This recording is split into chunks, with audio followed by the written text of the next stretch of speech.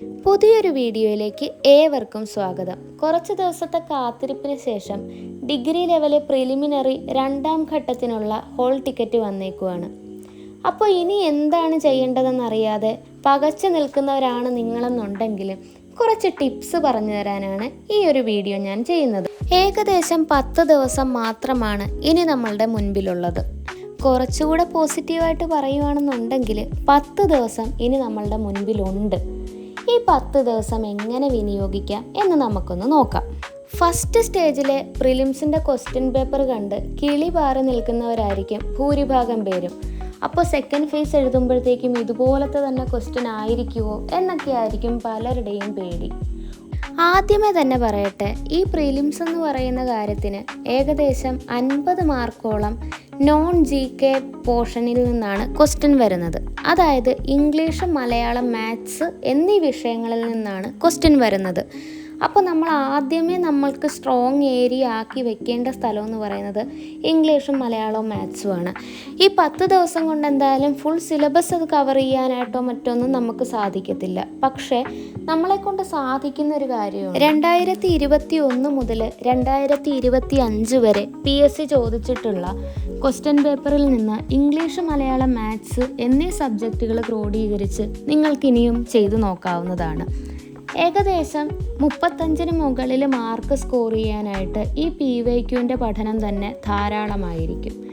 എല്ലാ ദിവസവും ഇനിയുള്ള 10 ദിവസവും ഇംഗ്ലീഷും മലയാളവും മാത്സും ഒരു മടിയും കൂടാതെ പഠിക്കുക എന്നുള്ളതാണ് പ്രിലിംസ് പാസ്സാകാൻ ചെയ്യേണ്ട ഏറ്റവും പ്രധാനപ്പെട്ടിട്ടുള്ളൊരു കാര്യം.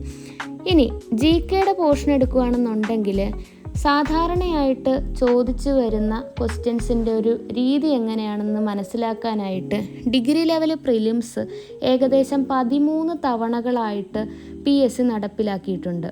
ഈ 13 ക്വസ്റ്റ്യൻസിൽ നിന്ന് ക്വസ്റ്റ്യൻസ് വായിച്ച് നോക്കുമ്പോൾ നിങ്ങൾക്ക് ഏകദേശം മനസ്സിലാകും PSCക്ക് പ്രിലിംസ് പരീക്ഷയ്ക്ക് ഏതൊക്കെ ഏരിയയിൽ നിന്നാണ് സാധാരണയായിട്ട് ക്വസ്റ്റ്യൻ വരുന്നതെന്നുള്ളത്. അങ്ങനെ GK പോർഷൻസിൽ വളരെ എണ്ണം കുറഞ്ഞ അല്ലെങ്കിൽ ഏറ്റവും ചുരുങ്ങിയ രീതിയിൽ ഈ പറയുന്നത് പോലെ പോർഷൻസ് കണ്ടെത്തി ആവശ്യമായത് മാത്രം പഠിച്ചിട്ട് പോകുന്നതായിരിക്കും ഏറ്റവും നല്ലത്. ഇനി ഏറ്റവും പ്രധാനപ്പെട്ട മറ്റൊരു കാര്യം പറയാനായിട്ടുള്ളത്, ഇതുവരെ പഠിച്ച് തുടങ്ങാത്തവർക്ക് വേണ്ടിയിട്ടാണ് ഈ രീതിയിലുള്ള ടിപ്സൊക്കെ പറഞ്ഞു തരുന്നത്. പക്ഷേ ഇതുവരെ പഠിച്ചുകൊണ്ടിരിക്കുന്ന വ്യക്തികൾ ഇനി ഒന്നും പുതുതായിട്ട് പഠിക്കാനായിട്ട് നിൽക്കണ്ട. ഈ 10 ദിവസവും നിങ്ങൾ എന്ത് ചെയ്യണം? നല്ല വൃത്തിയായിട്ട് റിവിഷൻ ചെയ്യുക എന്നുള്ളതാണ് നിങ്ങൾ ചെയ്യേണ്ടത്. 10 ദിവസവും റിവിഷൻ ചെയ്തത് കൊണ്ട് നിങ്ങൾക്ക് എന്തെങ്കിലും വ്യത്യാസം ഉണ്ടാകുമോ എന്ന് ചോദിച്ചു കഴിഞ്ഞാൽ, നിങ്ങൾ പഠിച്ച് കുറേ പഠിച്ചു പോയിട്ടുണ്ടെങ്കിലും മിക്ക കാര്യങ്ങളും നിങ്ങളുടെ തലയിൽ ഇപ്പോൾ സ്റ്റോർ ചെയ്ത് കാണത്തില്ല. അല്ലെങ്കിൽ ആ സ്റ്റോർ ചെയ്ത കുറേ പോർഷൻസൊക്കെ നിങ്ങൾ മറന്നു പോയിട്ടുണ്ടാകും. അപ്പം മറന്നു പോയതൊക്കെ റീകളക്ട് ചെയ്യാനായിട്ട് ഈ ഒരു 10 ദിവസം നിങ്ങൾക്ക് ഉപയോഗപ്പെടുത്താവുന്നതാണ്. ഏറ്റവും പ്രധാനപ്പെട്ട കാര്യം എന്താണെന്ന് ചോദിച്ചാൽ, ഈ ഒരു പരീക്ഷയെ അല്പം കൂളായിട്ട് സമീപിക്കുക എന്നുള്ളതാണ്. നമ്മൾ നന്നായിട്ട് പഠിച്ചിട്ടുണ്ടെങ്കിലും വളരെ പരിഭ്രാന്തിയോടെയാണ് ഈ ഒരു പരീക്ഷയെ സമീപിക്കുന്നതെന്നുണ്ടെങ്കിൽ നമ്മളുടെ മാർക്കിനെയും അത് വളരെ നെഗറ്റീവായിട്ട് ബാധിക്കും. കട്ട് ഓഫ് മാത്രം കടന്നാൽ മതി എന്നുള്ളൊരു ബോധത്തോടു കൂടി ഈ ഒരു പരീക്ഷയെ സമീപിക്കുക. അനാവശ്യമായിട്ടുള്ള അങ്കലാപ്പുകളും ആവശ്യമില്ലാത്ത ഓവർ തിങ്കിങ്ങും ഒക്കെ ഒഴിവാക്കി അറിയാവുന്നത് വീണ്ടും റിവൈസ് ചെയ്യുക. പുതിയൊരു വീഡിയോയുമായി വീണ്ടും കാണാം.